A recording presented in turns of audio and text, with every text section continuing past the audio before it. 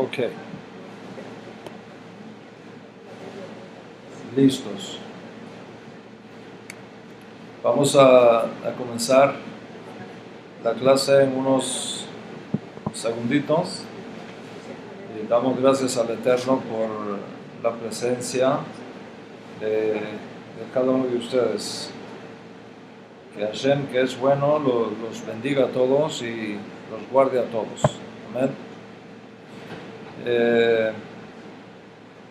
Hoy es Rosh Chodesh del cuarto mes del año 5774,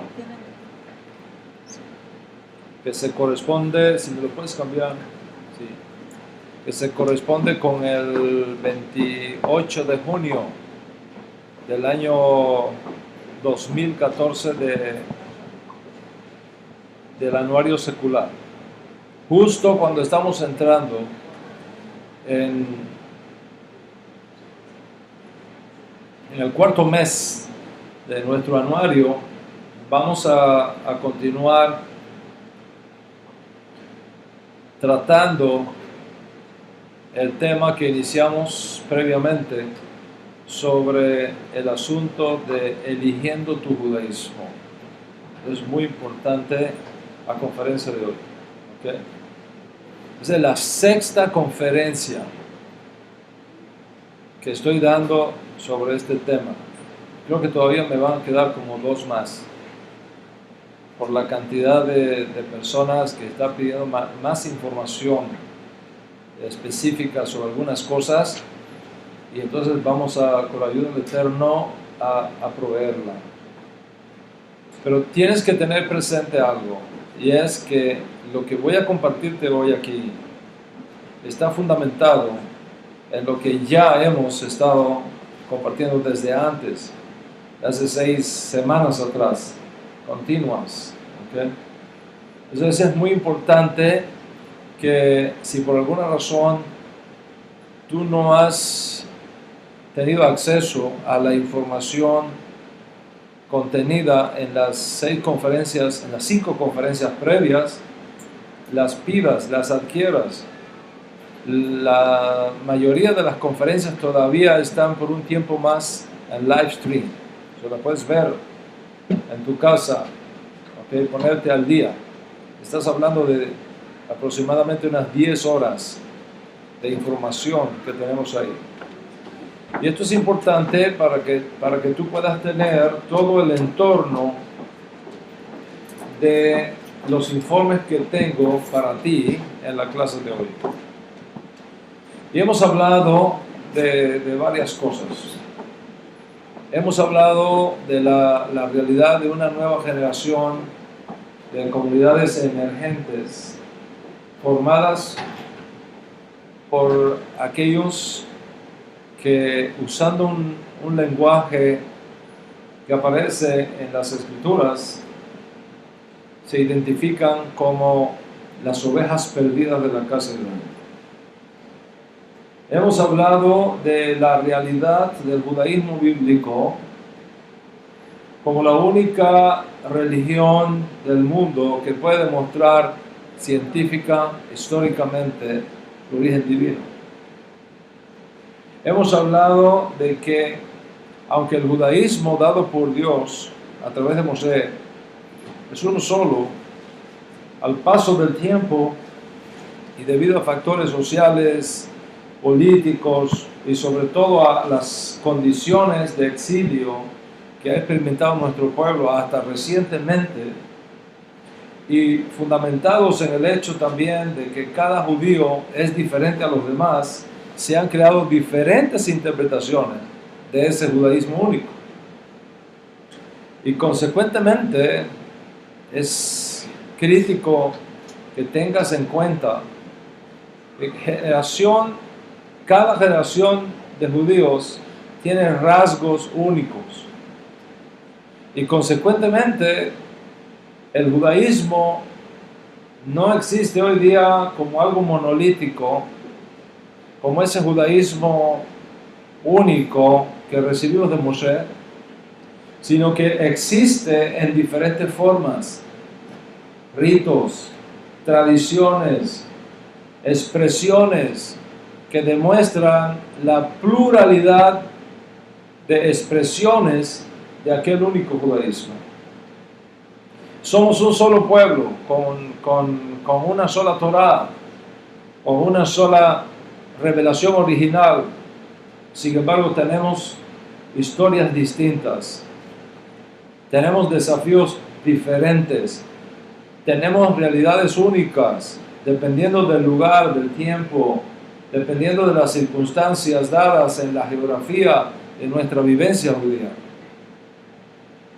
Y esa sola y única Torá y ese solo y único judaísmo original con sus tradiciones es lo que nos une a todos los judíos del mundo, dispersos por toda la faz de la tierra.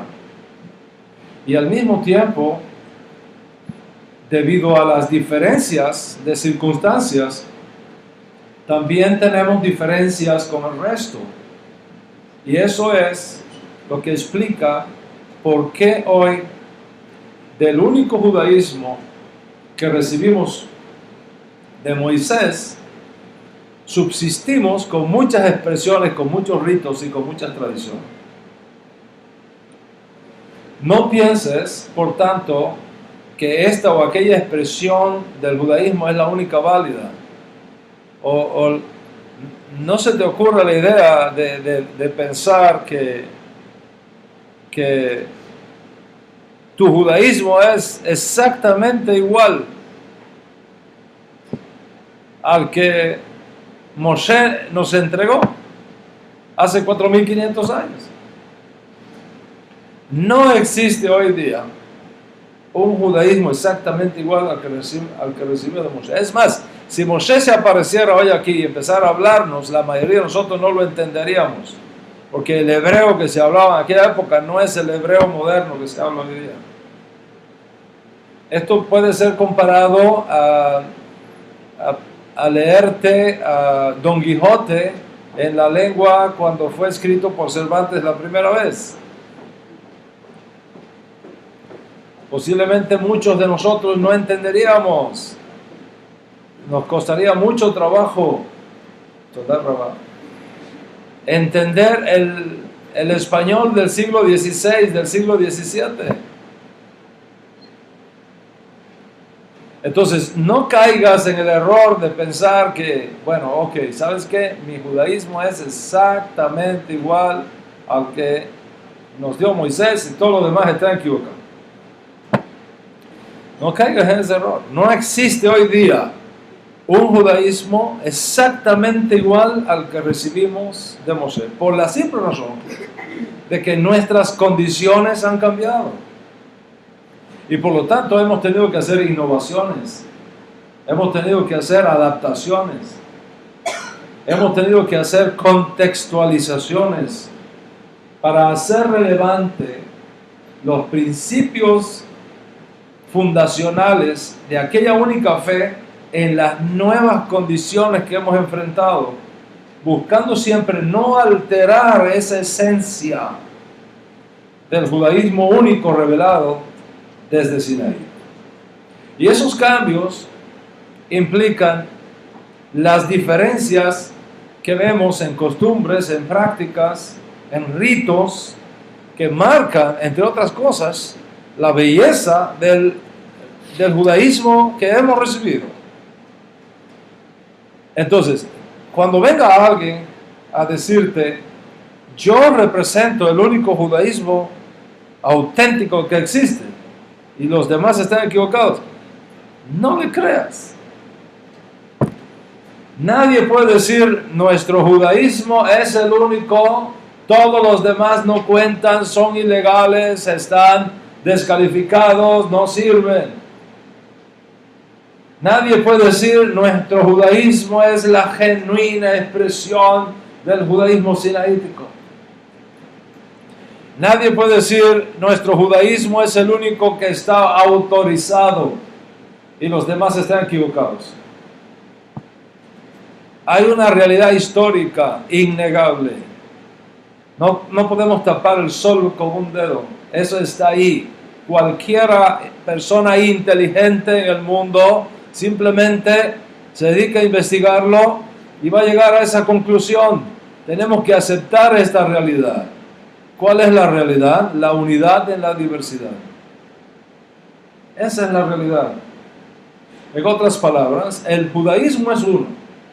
Como Dios es uno, como la Torah es uno, como Israel es uno, como Mashiach es uno, pero al mismo tiempo, cada judío, dadas las circunstancias particulares en las cuales ha tenido que vivir, lo ha interpretado de una forma única. Y la suma de esas interpretaciones nos da la diversidad que es la realidad nuestra en el mundo actual. Le voy a contar un chiste que yo no sé si eso pasó de verdad. A mí me da la impresión de que eso no pasó, que es un chiste, ¿ok? Pero es posible que haya pasado. Right. El caso es de un yehudí que está haciendo un viaje por mar y el barco naufraga y cada cual se salva como pueda. Y este yehudí, este pobre judío, hermano nuestro, llegó con una tablita que logró conseguir del barco, llegó a una isla solitario. No había nadie en la isla, era un Robinson Crusoe moderno. Y ahí estaba, en esa isla, el pobre judío solito.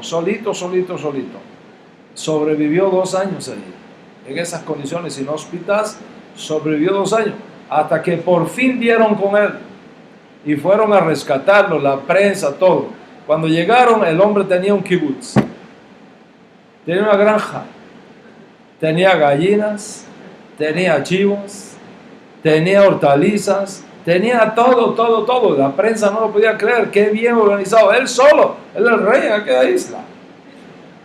Pero al periodista le llamó la atención que el hombre había hecho 2 sinagogas en la isla. Pero, 2 sinagogas, si tú eres el único aquí, ¿por qué 2 sinagogas? Entonces lo llama en la entrevista y dice, mira, te felicito, todo lo entiendo, las gallinas, los chivos, las hortalizas, todo lo entiendo, pero lo que no entiendo es cómo, si tú eres el único judío en esta isla, hiciste 2 sinagogas. Y dice, muy fácil, para poder decir, esta es mi sinagoga y en aquella no entro nunca.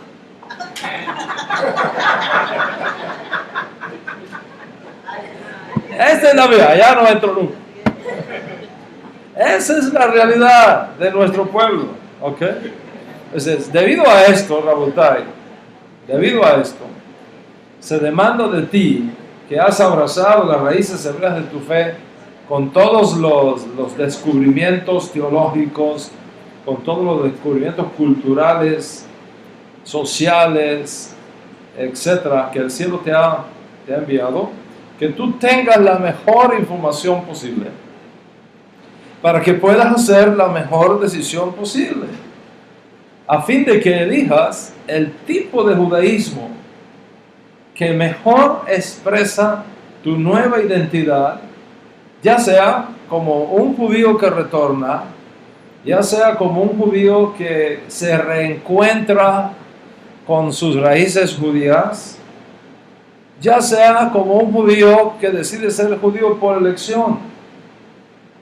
Y si luego de estudiar todo esto te das cuenta que el judaísmo no es exactamente para ti y que tú encajas mejor siendo un justo de las naciones, viviendo con los valores y los principios de la fe judía, sin las exigencias y sin la disciplina del judaísmo, entonces vive tu judaísmo como un justo de las naciones.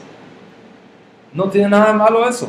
Vive tu judaísmo como un justo de las naciones, como un buen Benei Noach, guardando los 7 mandamientos universales con todas sus derivaciones y participando de tu nueva relación con Dios, con el pueblo de Israel y sobre todo con la rica savia del olivo natural al cual tú has sido injertado por los méritos de nuestro Santo Maestro Yeshua Mashiach. En otras palabras, y esto es muy importante, en otras palabras, el judaísmo uno y único recibido de Moshe tiene también una ventana para el mundo. Tiene una plataforma hebrea para los no hebreos. Tiene una rama judía para los no judíos, donde tú puedes descubrir tu porción de la herencia de tu nueva fe dentro de la riqueza que el judaísmo ofrece para los que no son biológicamente judíos o que no desean todavía hacerse judíos por elección, sino que prefieren ser y vivir como justos de las naciones con todos los deberes, responsabilidades y privilegios que esto conlleva. La gente me pregunta, en todas partes que voy, viajo 50,000 millas, 60,000 millas todos los años, por todo el mundo, enseñando estas cosas. Y una de las preguntas que más la gente me hace es, ¿cuál es la diferencia entre el judaísmo para los judíos y el judaísmo para los justos de la nación? ¿Cuál es la diferencia? Y voy a procurar responder esta pregunta como un paréntesis necesario dentro del tema general de eligiendo tu judaísmo, porque es posible que la mejor elección para ti sea vivir como un justo de las naciones y no como judío. Si es que no tienes un trasfondo biológico judío y el judaísmo para el judío es algo que aún no te hace clic en tu neshama, aún no te hace clic en tu alma. Básicamente, para responder a esta pregunta, ¿cuál es la diferencia entre el judaísmo para los judíos y el judaísmo para los justos de la nación? Básicamente, hay 5 señales del pacto. Escúchelo bien, Hay 5 señales del pacto que marcan esa diferencia.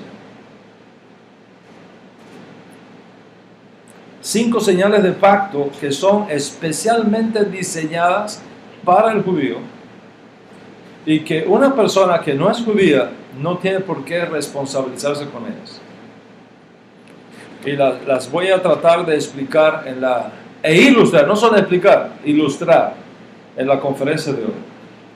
La primera cosa es lo que está representado en esta tijera que tengo aquí. Brit Milá. ¿Ok? Brit Milá. El Brit Milá o el pacto de la circuncisión no se exige para los no judíos. ¿Ok? Es una señal de pacto para los judíos, pero no se exige para los no judíos. Esa es la primera diferencia. ¿Ok? En otras palabras, si tú eres un justo de las naciones, no tenemos que circuncidarte en la carne. Si quieres circuncidarte por razones médicas, lo puedes hacer, pero por razones médicas. Eso es milá. Una cosa es milá, otra cosa es brit milá. Una cosa es circuncisión y otra cosa es circuncisión. El brit milá es una cosa totalmente diferente. ¿Ok? Entonces, el brit milá es una señal de pacto para el pueblo judío y no se exige para el no judío. Esa es la primera diferencia. La segunda diferencia es tefilín. Lo tengo aquí para que lo veáis. Tefilín consiste de 2 cajas unidas con correas de cuero y cada una contiene 4 secciones de escritura sagrada. ¿Ok? Esta cajita que se coloca en la cabeza es una señal que se coloca en la cabeza, aquí adentro. ¿Okay? Y esta otra está aquí, que se coloca en el brazo. ¿Ok? Aquí, este es del brazo. Este se coloca aquí, se enrolla en el brazo. Y esta se coloca en la cabeza. Se zafa todo, ¿no? Se coloca en la cabeza. Ahí hay 4. Aquí adentro de esto, de estas cajas, aquí adentro hay 4 textos de la Torah. Está el Shema, ¿ok? Shema Israel. Está también las recompensas por la obediencia a los mandamientos. Está también el deber del pueblo judío de recordar siempre la servidumbre de Egipto. Y está también la obligación de todo judío de informar esto a sus hijos. Eso es lo que está aquí adentro. 4 secciones de la Torah. ¿Ok? Esto es una señal de pacto. Un no judío no requiere esto. No se le requiere. Y esta es la segunda diferencia entre la conversión como Bnei Judá y la conversión como Bnei Noach. ¿Ok? La otra diferencia es la tercera señal de pacto, que es la mezuzá. Es esto que tengo aquí. ¿Ok? Lo pueden ver ahí en sus pantallas también. Esta es la mezuzá. ¿Ok? La pueden ver ahí. ¿Vale? La mezuzá proviene de la orden que Hashem dio en Devarim por medio de Moshe. La escribirás. Sí, estas palabras las escribirás. ¿Qué cosa? El Shema. El Shema. Escribirás el Shema en los marcos de tu casa y en los portones. Lo pondré como una señal. ¿Ok? Por eso es que es una señal. Voy a aclarar algo muy importante. La mezuzá no es esta caja de madera que ustedes ven aquí afuera. Esto no es la mezuzá. A veces son de metal, a veces son de piedra, a veces son de plástico. Ustedes la ven en las oficinas, en las casas. Ustedes van a la clínica, a la clínica nuestra aquí en New York, y la verán en las puertas, todas las puertas hay una. ¿Okay? Aquí en mi oficina, a ver, en donde quiera que haya una sinagoga, una casa judía, en todas las puertas está esto. ¿Okay? Pero esta es la cajita que guarda la mezuzá. La mezuzá es lo que está adentro. ¿Ok? Es el rollo de pergamino que está aquí adentro. Se lo voy a enseñar. Usted lo saca, aquí está. ¿Ve? Este rollo de pergamino lo colocamos en este envoltorio y entonces lo depositamos en este contenedor para protegerlo. Pero esta es la mezuzá, no esto. ¿Ok?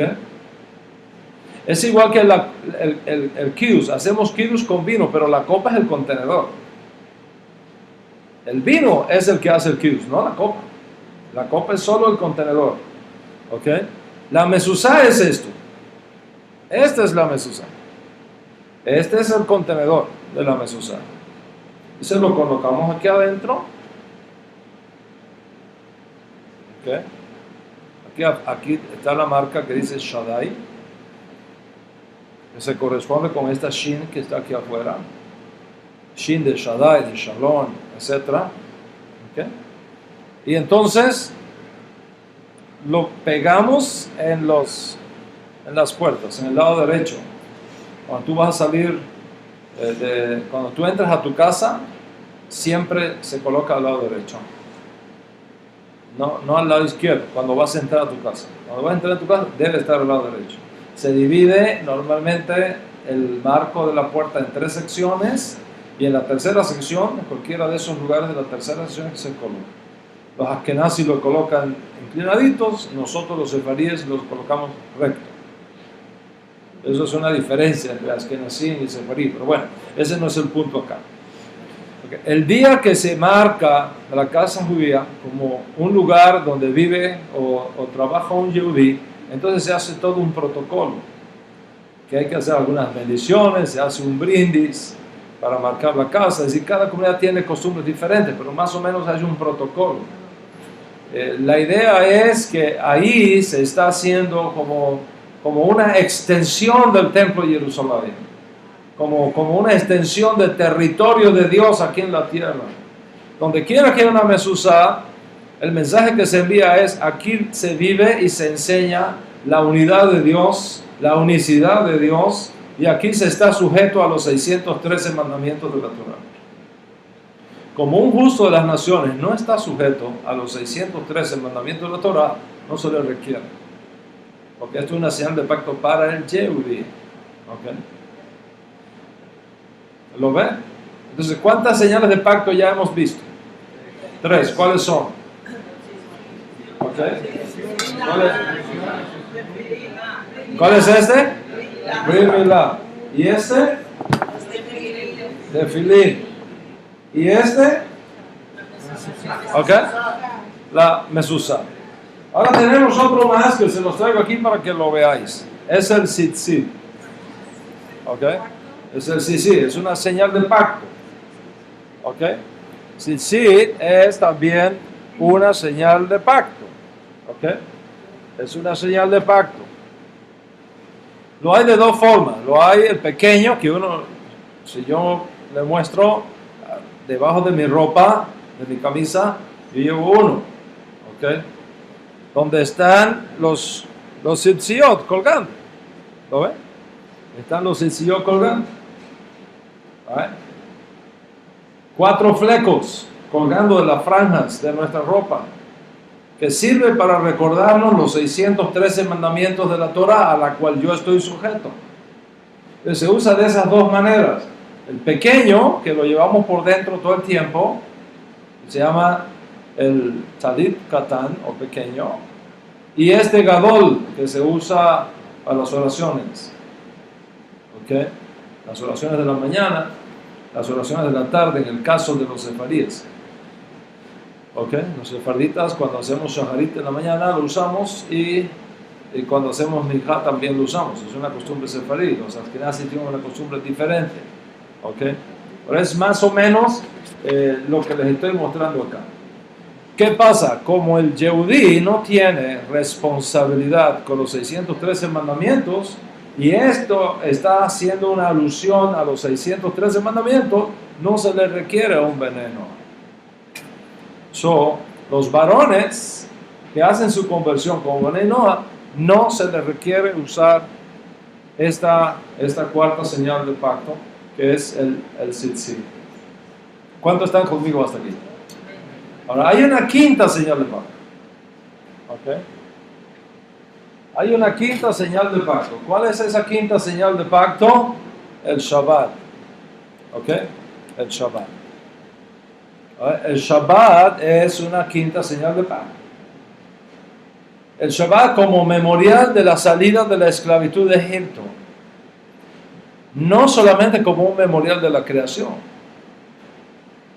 El Shabbat adquiere un nivel de compromiso y de obligación para el judío. Obligación para el judío. No es opcional. ¿Ok?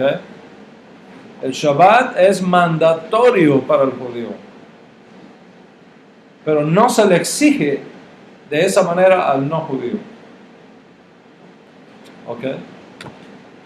Entonces, el justo de las naciones respeta el Shabbat como una responsabilidad para mantener en alto el memorial de la creación. Es decir, la unidad y la unicidad de Dios. Cada vez que tú santificas Shabbat, estás recordando que hay un solo Dios, creador de los cielos y de la tierra. Hay un solo Dios. ¿Por qué razón, entre otras, apareció la idolatría en el mundo? Porque los hombres olvidaron el Shabbat.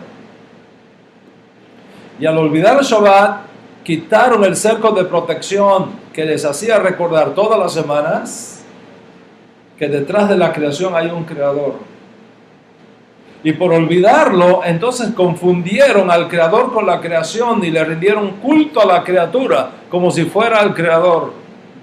Y de ahí vino la idolatría. Ahora, al Yehudí, Hashem le dio el Shabbat como una señal de pacto, debido a la esclavitud de Egipto.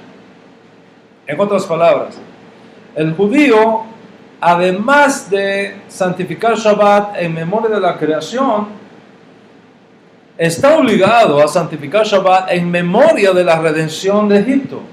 ¿Por qué? Porque en la tierra de Mizraim, en la tierra de Egipto, éramos esclavos y no teníamos descanso. No se podía guardar Shabbat en Egipto. Todos los días había que trabajar, los 7 días a la semana. Dios nos sacó de allí y entonces nos entregó el Shabbat como una señal de pacto, que fuimos redimidos y hechos hombres libres. Consecuentemente, el Yehudí está obligado a guardar el Shabbat. No solamente tiene la responsabilidad de guardarlo, el cual comparte con el Bnei Noach, sino que además tiene la obligatoriedad de guardarlo por la ley. Si una cosa es responsabilidad y otra cosa es obligatoriedad, son dos cosas diferentes. Voy a explicar esto de esta manera, y es muy importante entender este concepto. Muy importante entender este concepto.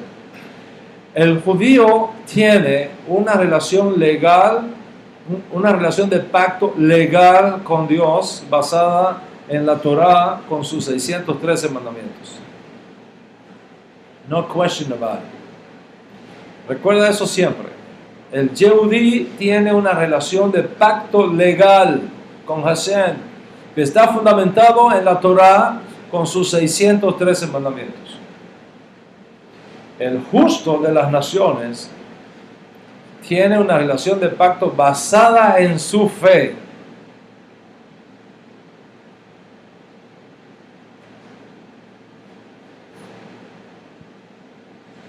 Basada en su fe.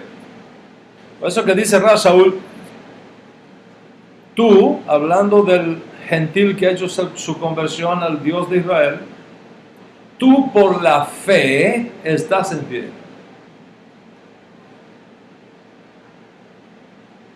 Lo que te conecta a ti con el pueblo de Israel es tu fe. Lo que conecta a un Yehudí con el pueblo de Israel es el pacto legal establecido en Sinaí con el pueblo judío. Y es por eso que el Shabbat es una señal de pacto. Y es lo que explica por qué en el ritual Yehudí del Shabbat decimos: guardarán los hijos de Israel el Shabbat como una señal de pacto entre yo y los hijos de Israel. Como una señal de pacto. Porque nos sacó de la esclavitud egipcia, donde no podíamos santificar Shabbat, y nos devolvió la libertad para que pudiéramos santificar Shabbat. ¿Cuántos están conmigo hasta aquí? Se mira las 5 señales, ¿verdad? Shabbat, Tefilín, Mezuzá, Tzitzit y Brit Milá. Si un justo, escuche bien, si un justo de las naciones, en un momento determinado de su vida, quiere guardar estas 5 señales del pacto, y vemos que su motivación es pura, y que guarda bien los 7 mandamientos universales con sus derivaciones, probado que entiende los requisitos que implica el ser judío, el vivir como judío en un medio hostil, en un medio de antisemitismo, que es lo que impera en el mundo, y aún así está dispuesto a unirse en las buenas y en las malas con nuestro pueblo. Entonces se le puede recibir en las clases para hacer de su proceso de conversión al judaísmo como judío por causa de los mandamientos de su conciencia. Y en este caso se vuelve judío por elección, a diferencia del judío por retorno, o al judío por despeje de duda, o al Baal Teshuvah, o al judío porque su madre es judía, judío biológico. Como ves, entonces, se demanda de ti que has abrazado las raíces hebreas con toda la información, con todos los descubrimientos históricos, culturales, sociales, teológicos que el cielo te ha dado, que tú tengas la mejor información disponible. ¿Para qué? Para que puedas estar en condiciones de hacer la mejor decisión posible con respecto a qué escuela de pensamiento o qué tipo de judaísmo elegir para expresar de forma apropiada tu nueva identidad. Ya sea por uno que retorna o ya sea por uno que decide ser judío por elección, o ya sea que decides ser un justo de las naciones. O sea, la información es clave para que podamos hacer buenas elecciones. Y para elegir bien, tenemos que tener el mejor conocimiento posible acerca de las diferentes opciones que nosotros tenemos delante. Consecuentemente, esto es lo que explica por qué me he esforzado y me esforzaré aún más para colocar delante de ti la información básica necesaria para que tú hagas decisiones inteligentes y para que tú hagas decisiones responsables y apropiadas. Y aprovecho para decirte y repetirlo de nuevo, y lo voy a repetir constantemente y lo volveré a enfatizar: el peligro de ser elitista, el peligro de ser exclusivista y pensar que nosotros somos los únicos que existimos en el mundo y que si los demás no creen como yo no sirven, o que si los demás no practican como yo no son judíos. Esto es muy importante. O sea, ¿qué tenemos entonces? Basado en lo que hemos estudiado hasta aquí, tenemos un judaísmo único, venido de Moshe y de los profetas, pero con diferentes interpretaciones. O sea, muchas escuelas de pensamiento, muchas tradiciones. Hemos hablado del judaísmo innovador que surge después de la destrucción del templo de Jerusalén en el año 70. Hemos hablado del judaísmo ortodoxo, hemos hablado del judaísmo ultraortodoxo, hemos hablado del judaísmo hasídico, hemos hablado del judaísmo reformista, hemos hablado del judaísmo conservador o masorti, hemos hablado del judaísmo reconstruccionista, hemos hablado del judaísmo secular, hemos hablado del judaísmo caraíta, hemos hablado del judaísmo samaritano. ¿A qué podemos comparar esto? ¿Cómo vamos a llamar a esto? Unidad en la diversidad. Unidad en la diversidad. Entonces, es importante que tú sepas y entiendas que hoy día el judaísmo único que recibimos de Moisés existe en varias corrientes, en varias sectas, en varias tendencias. Y ninguna de esas tendencias puede reclamar hegemonía sobre las demás. Ninguna puede decir, este es el auténtico y todos los demás están equivocados. No es así. Cuando venga Mashiach, que sea pronto en nuestros días, entonces Él va a poner en orden a todo el mundo. Y va a restaurar el verdadero judaísmo que recibió de Moshe. Y me imagino que incluso lo va a tener que adaptar también para hacerlo accesible a personas que ya no vamos a tener el Yetzer Hará. Entonces, si ya no vamos a tener Yetzer Hará, ¿para qué queremos un mandamiento que diga no codiciarás? Si no vamos a codiciar nunca más. ¿Para qué queremos un mandamiento que diga no matarás si ya no vamos a matar nunca más? O sea, el propio Mashiach va a tener que hacer adaptaciones y arreglos. ¿Cuánto entiendo lo que está hablando? Ahora, la pregunta que yo dejé en la mesa en mi última conferencia fue ¿por qué yo elegí el judaísmo que elegí? ¿Por qué no elegí el judaísmo ortodoxo? para mí? ¿Por qué no elegí el judaísmo ultraortodoxo? ¿O por qué no elegí el judaísmo hasídico? ¿Por qué no me hice Breslo? Y me dejo los peyotes de acá abajo. ¿Verdad? Y me pongo un sombrero grande, redondo, en vez de la kipa que tengo, lo grande. ¿Por qué no elegí el judaísmo reformista? ¿Por qué no elegí el judaísmo masortí? O el reconstruccionista, o el caraíta, para andar saltando de Shabbat en Shabbat todas las semanas? ¿Por qué no elegí el judaísmo secular, o el judaísmo humanista, o el judaísmo samaritano? ¿Por qué elegí el judaísmo que vivo, el judaísmo que yo elegí? Para ser transparente contigo, te mostraré por qué elegí el judaísmo que vivo y que me esfuerzo en practicar, y no las otras propuestas o tradiciones específicas que hemos estudiado.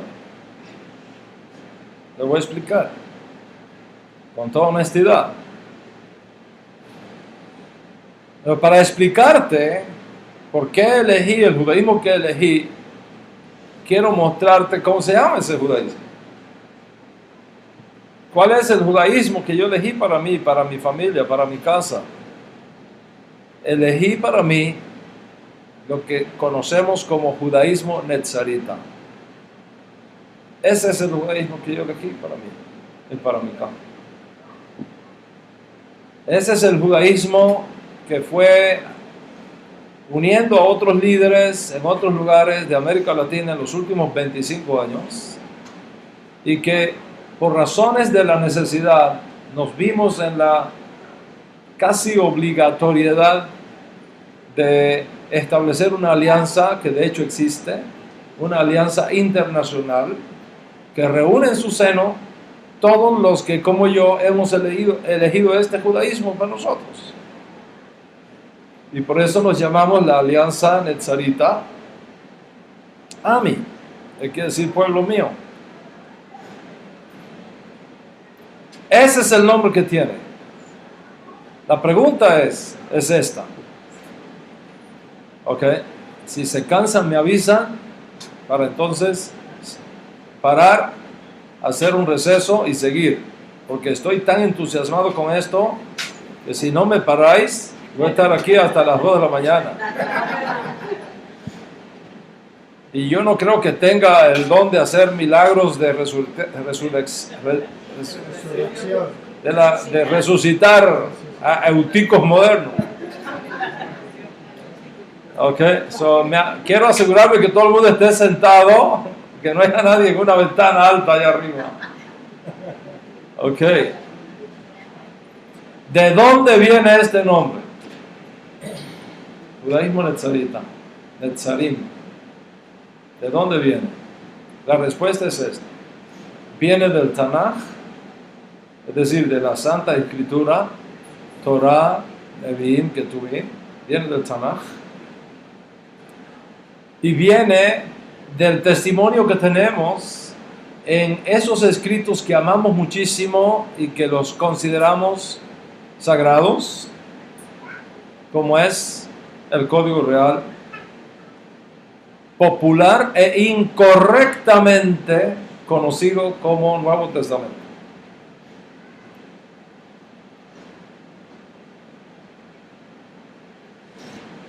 Y para no dejar lagunas aquí, voy a decir algo. Por amor a cada uno de ustedes, la nueva generación de creyentes que está surgiendo en el mundo. Para no dejar lagunas aquí, digo, la frase Antiguo Testamento, la famosa frase Antiguo Testamento, fue usada por primera vez, hasta donde mi investigación histórica ha llegado, fue usada por primera vez por el obispo Melito de Sardis, en el año 170 de nuestra era. Es decir, 170 de nuestra era, estamos hablando de 2 generaciones después de Yeshua. Cuidado si no más, si es que en aquella época la generación era un poco más larga. ¿Qué quiero decir con esto? Es importante que tú entiendas que la frase Antiguo Testamento es una nomenclatura cristiana, no judía. Los judíos, en sentido general, que nadie puede hablar por todos los judíos del mundo, porque uno se lleva sorpresas siempre. Ok, pero en sentido general, los judíos no llamamos a esa colección de libros que Melito y luego otros padres del cristianismo, siguiendo su costumbre, acuñaron como Antiguo Testamento. Fue el resultado de una incorrecta interpretación de una profecía de Jeremías, específicamente de Jeremías capítulo 31, donde el profeta dice: vienen días, dice el Eterno, en que yo voy a hacer un nuevo pacto. Y por supuesto, si es un nuevo pacto, entonces se deduce antiguo pacto. ¿Ok?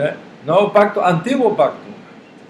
Es igual que la discusión filosófica de si es lo mismo decir un carro nuevo que un nuevo carro.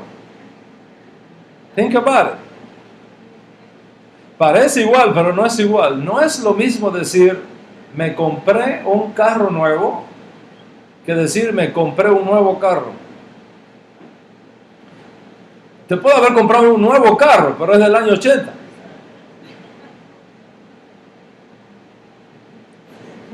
Pero si tú dices un carro nuevo, es de este año. Ok, so hay que tener cuidado con la semántica, de cómo hablamos. Mira lo que dice el profeta Jeremías. Dice el profeta Jeremías, viene, capítulo 31 de Jeremías, después ustedes lo pueden estudiar a fondo en sus casas.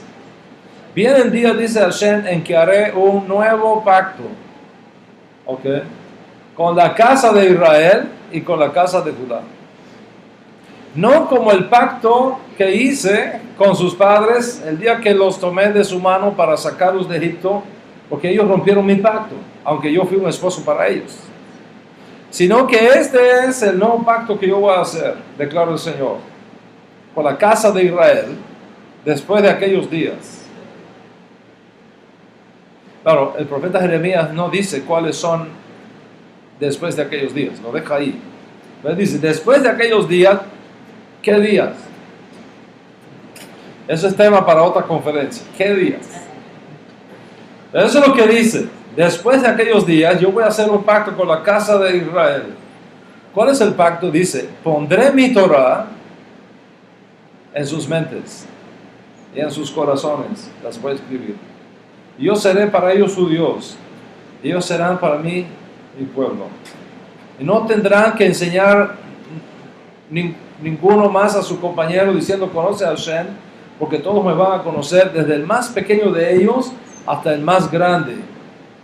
Porque en ese día que yo haga ese pacto, yo voy a perdonar su maldad y ya no me voy a acordar más de sus transgresiones. Y tanto Melito de Sardis como el resto de los padres del cristianismo que vinieron después, interpretaron esta profecía como una referencia al nuevo pacto que anula y reemplaza supuestamente al viejo.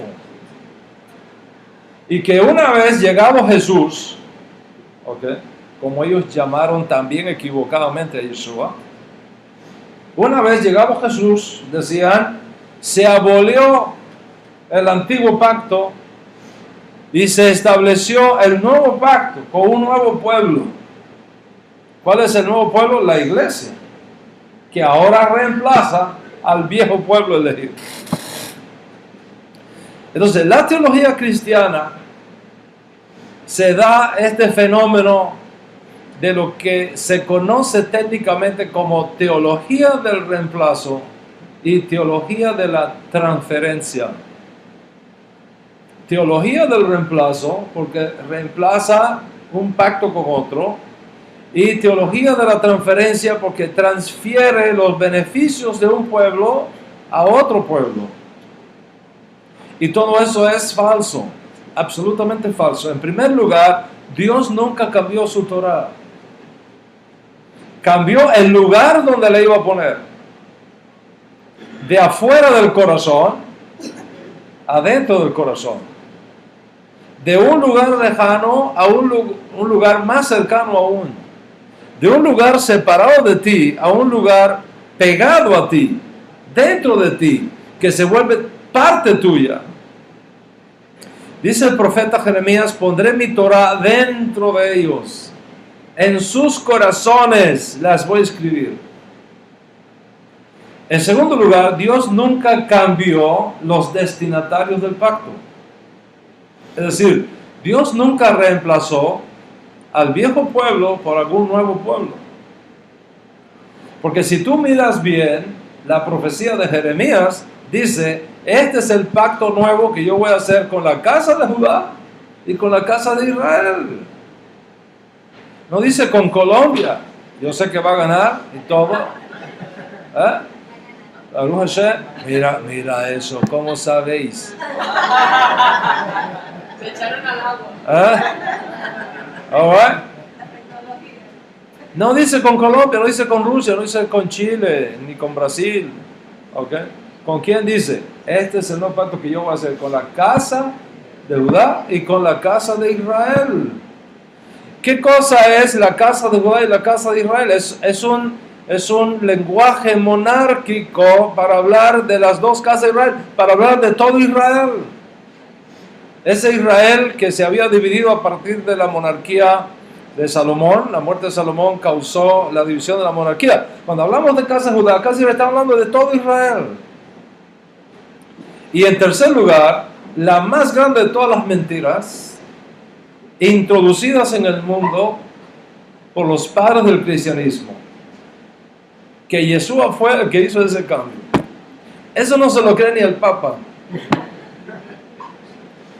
Pero hay un refrán, hay una ley de sociología que dice: repite una mentira muchas veces y la gente se lo cree.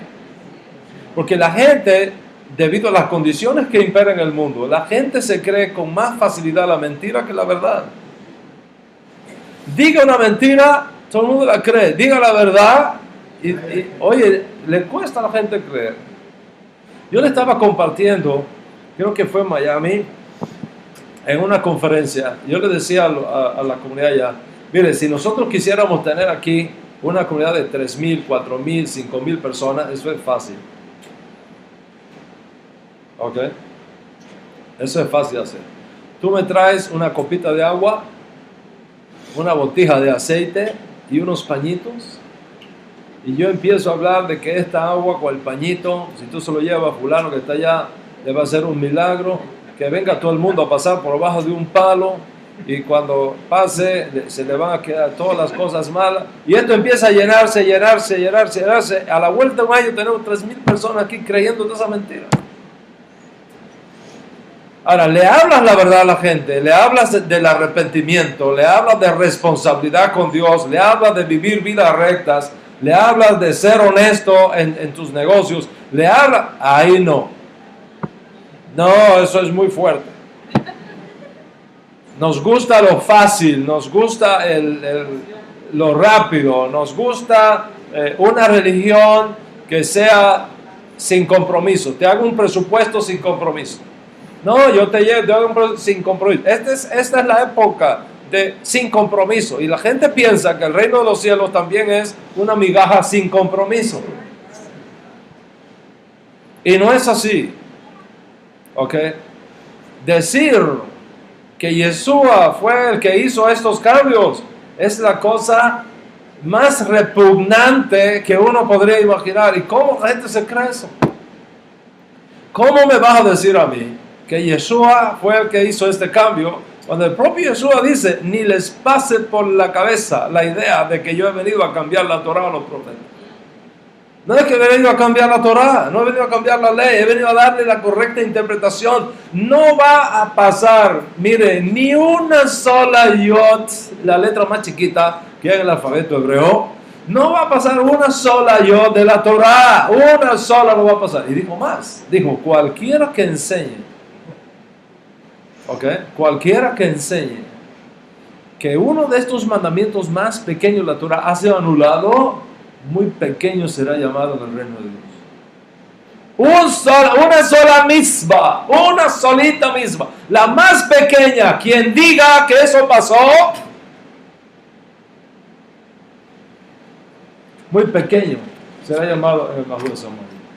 Entonces, la idea cristiana de que el Nuevo Testamento reemplaza al Viejo, que la iglesia reemplaza a Israel, que Jesús es el nuevo Dios en carne, que vino a producir este cambio y que se divorció del judaísmo, que se divorció de Moisés y creó una nueva religión que se llama el cristianismo, y que el cristianismo es un sustituto del judaísmo. Señores, eso es totalmente falso. Constituye una grave afrenta a la Escritura, es una ofensa a Dios y una ofensa al propio Yeshua. Yeshua nunca se presentó delante del pueblo de Israel como una nueva divinidad o como un nuevo Dios, Hasbe Shalom. Sus palabras fueron bien claras. Él le dijo a un grupo de sus seguidores: voy a mi Padre y a vuestro Padre, a mi Dios y el Dios de ustedes también, mi Dios. Lo que más me llama la atención es que Melito de Sardi en el año 170 fue de la misma ciudad a la cual Yeshua envió una carta 2-3 generaciones antes. Había una comunidad judía en Sardis. Los judíos fueron masacrados allí. Y el obispo Melito vino a ser líder de la comunidad judía, de la comunidad gentil que reemplazó a la comunidad judía cuando los judíos fueron masacrados. Y a esta comunidad judía, antes que existiera Melito de Sardis, 3 generaciones antes de Melito de Sardis, Yeshua le mandó una carta, ¿ok? Escribió una carta a esa comunidad que la envió a través de Yohanan, uno de sus servidores, que Yeshua le dictó la carta y Yohanan la escribió. Y en la carta que Yeshua le envía, le dice: asegura las cosas que están a punto de morir, porque no veo que tus pasos son perfectos delante de mi Dios. No delante de mí, delante de mi Dios. Eso está en Apocalipsis capítulo 3, verso 2. Ahí está escrito eso.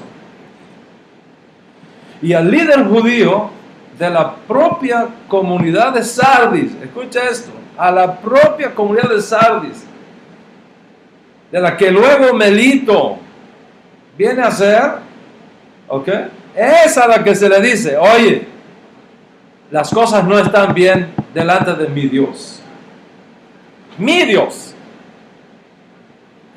Y a otra comunidad judía les dijo: al que venciere, yo lo haré un pilar del templo de mi Dios. Mi Dios. Y dijo más: le voy a escribir sobre su frente el nombre de mi Dios y el nombre de la ciudad de mi Dios. Observa constantemente: mi Dios, mi Dios, mi Dios. El nombre de mi Dios, la ciudad de mi Dios. Entonces, si Yeshua tuvo su Dios, el Dios de sus padres, el Dios de Abraham, de Isaac y Jacob, ¿cómo puede él ser mismo Dios? Y entonces imagínate, un Dios teniendo Dios. Eso solamente se le ocurre a Constantino. Un Dios teniendo Dios. Un Dios orándole a otro Dios. Un Dios suplicándole a otro Dios que lo salve. Si un Dios tiene Dios, entonces no es Dios. Porque la propia definición de Dios en ese contexto no admite otra fuerza o poder independiente de Él, y mucho menos que otro sea como Él. El profeta judío Isaías, capítulo 44, en su profecía dice: yo soy el primero y yo soy el último, y fuera de mí no hay Dios. No hay Dios. ¿Hay otro Dios fuera de mí? ¿Hay otra roca fuera de mí? Dice: no conozco a ninguno. Entonces, si Dios no conoce a ningún otro Dios, no va a decir Constantino que él sí conoce a otro Dios. Si no hay otro Dios fuera de mí, ¿cómo alguien puede decir que Jesús es otro Dios? Cuando Salomón fue a consagrar el templo de Jerusalén, dijo estas palabras: los cielos de los cielos no te pueden contener. Entonces, si Dios, el Creador, por definición, lo llena todo en todos, entonces no puede haber lugar para un segundo poder que sea también Dios, que lo llena todo en todos. Es imposible, Gloria, es imposible que Dios tenga hermanos. Imposible. No cabrían entre sí. Se destruirían entre sí, dejarían de ser. Y esto solamente se le ocurre a los griegos en su mitología y en sus luchas de los dioses por el dominio del Olimpo.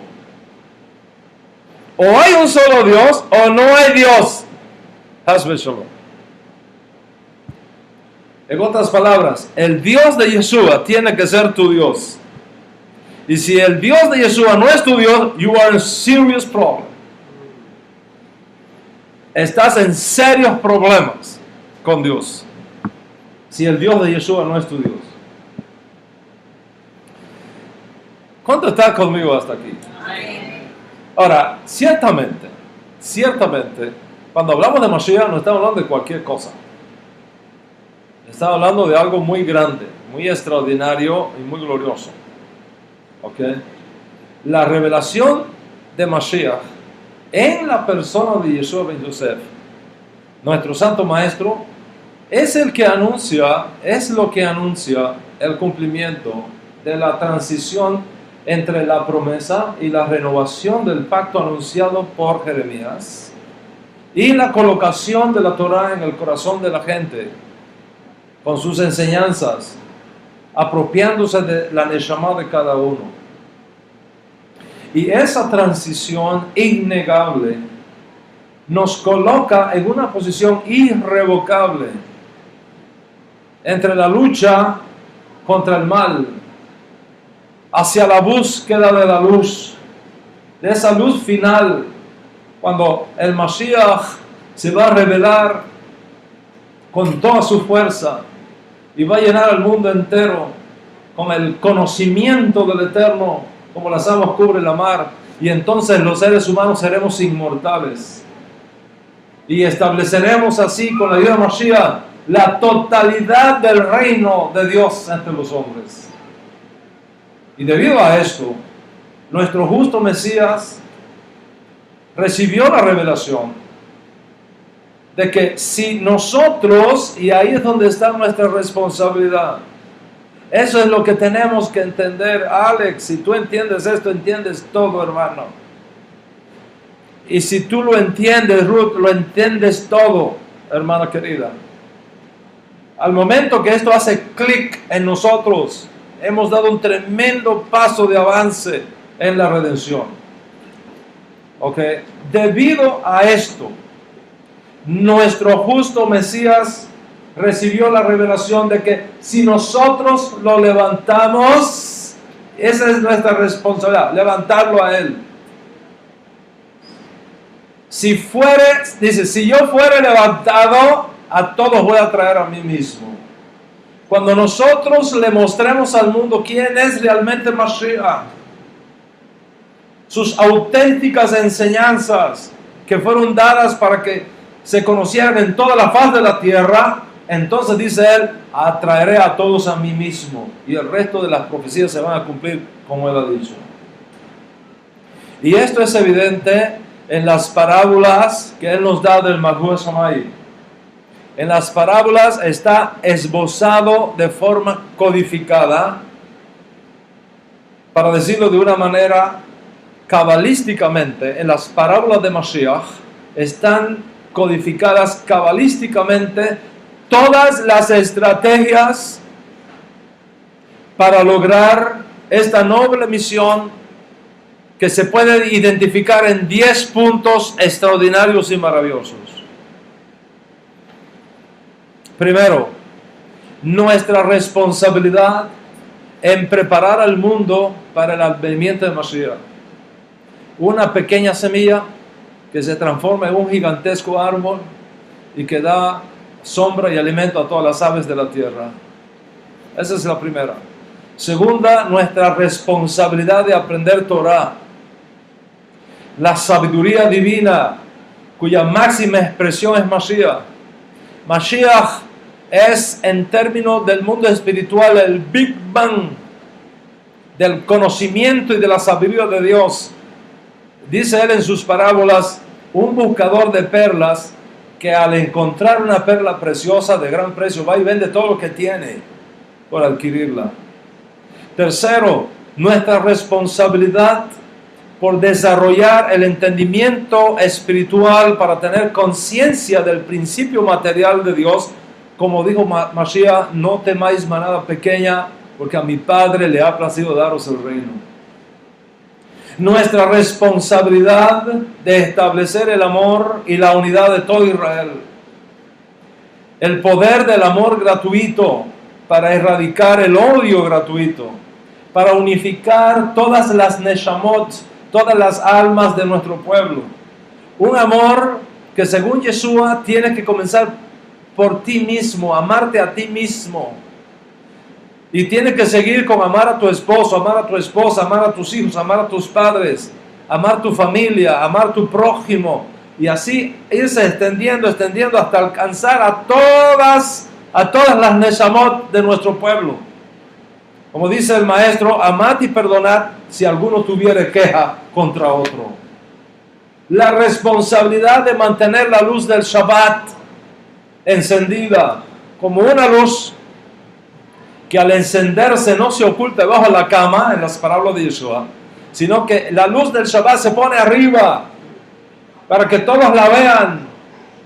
El Shabbat fue algo tan importante para nuestro Santo Maestro que aunque está permitido salvar la vida en Shabbat y violar el Shabbat por salvar la vida, en caso de una situación de exilio, Yeshua dice, oren que vuestra huida no sea en Shabbat.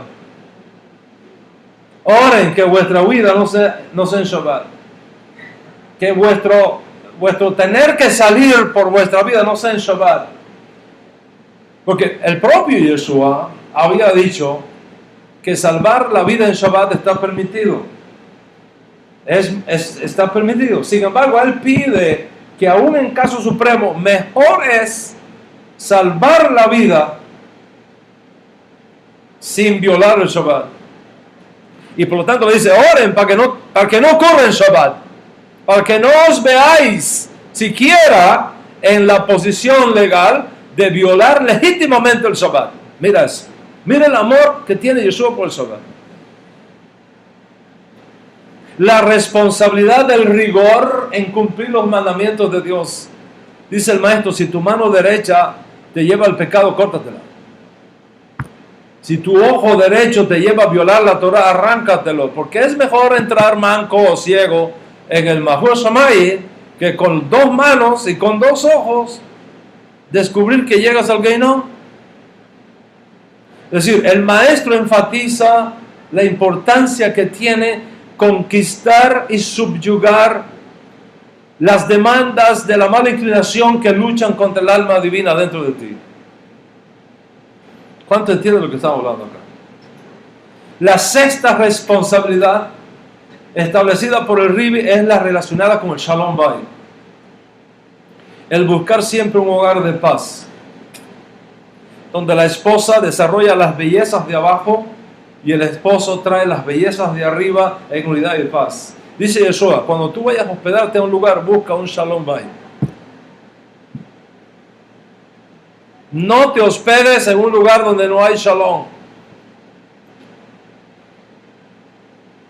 Ve a un lugar donde hay Shalom Bayit. La séptima responsabilidad es la que tiene que ver con la educación de los hijos. Dice Mashiach, dejen que los niños vengan a mí. La victoria de Israel está en el secreto de educar a sus hijos en los caminos de la Torah. Porque dice la Escritura que aun cuando fueren viejos, no se van a apartar de ellos. No se van a apartar.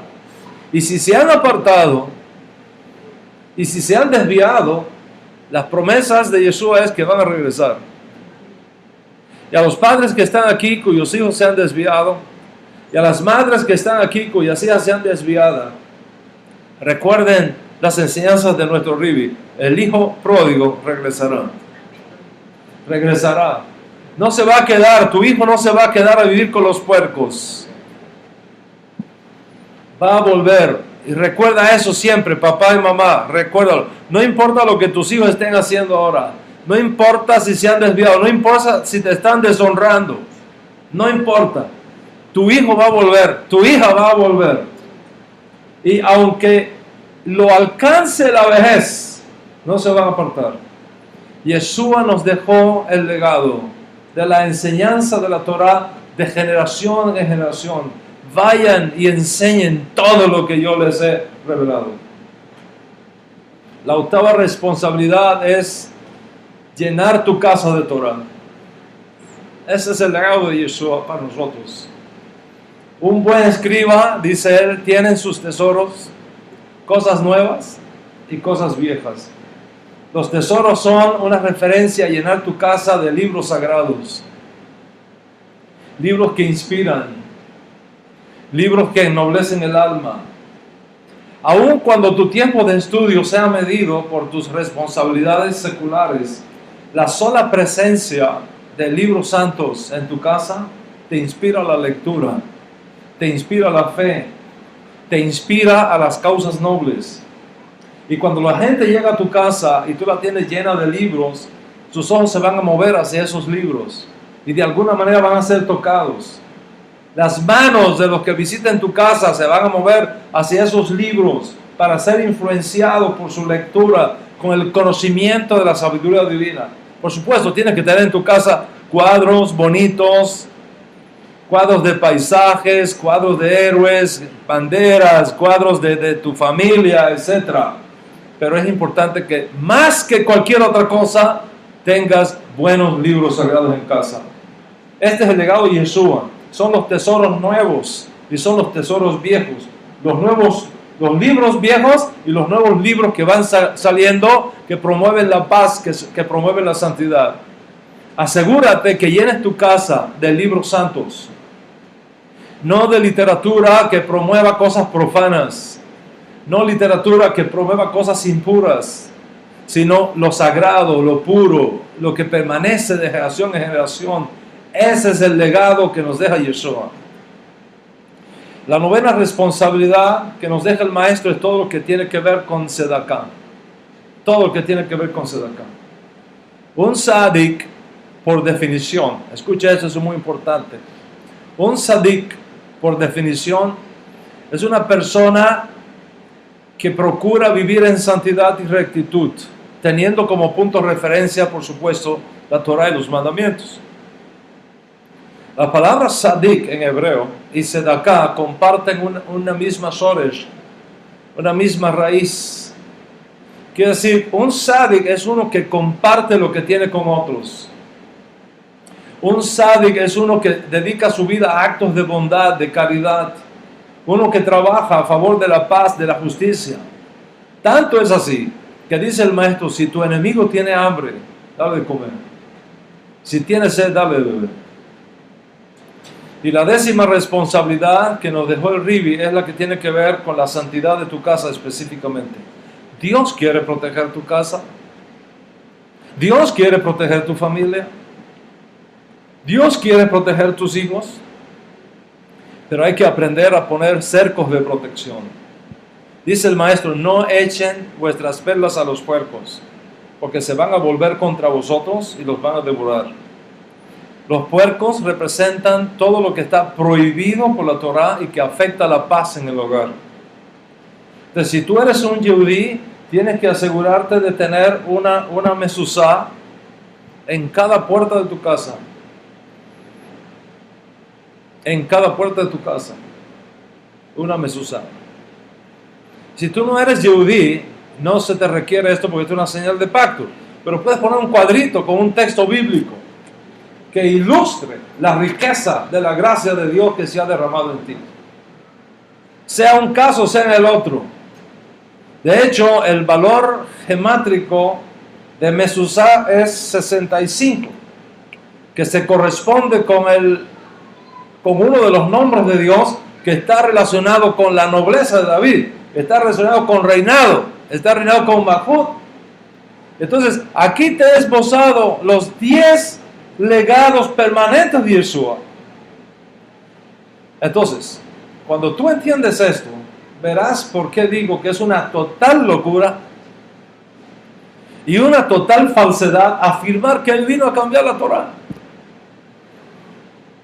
Afirmar que Él vino a reemplazar a Israel por otro pueblo. O que Él vino a establecer una nueva religión en el mundo, nombradamente el cristianismo. Y he dicho todo esto como un paréntesis para explicarte mejor por qué elegí el judaísmo netzarita para mi casa. Y cuando tú entiendes estos 10 legados que yo te animo para que después te sientes, lo vuelvas a escuchar, lo vuelvas a rumiar, todo esto. Cuando tú entiendes estos legados de Yeshua, podrás empezar a comprender la riqueza y la belleza del judaísmo netzarita. Te dije que el nombre Netzarim viene del Tanaj. Y viene también, Tanaj es un acróstico para Torah, Nevi'im y Ketuvim, las 3 partes en que se divide la escritura sagrada, Moisés, los profetas y los salmos. Okay. Eso es Tanaj. Viene del Tanaj y viene del testimonio que nosotros encontramos en el Código Real. Ahora quiero aclararte 2 cosas aquí. Primero, que el término Nezarín no tiene nada que ver con el voto nazareo. Son 2 cosas diferentes. No tiene nada que ver con Sansón. ¿Ok? So, quita eso de tu mente. Y tampoco tiene nada que ver con la denominación cristiana llamada los nazarenos. No tiene nada que ver. Sino porque magnesia y gimnasia suenan parecidos, significa que tenga que ver una cosa con la otra. Nada que ver. Entonces, cuando nosotros analizamos estos legados de Yeshua, nos damos cuenta que tenemos que responder de dónde está en el Tanaj el judaísmo netzarita. ¿Dónde está en el Tanaj? ¿De dónde viene eso?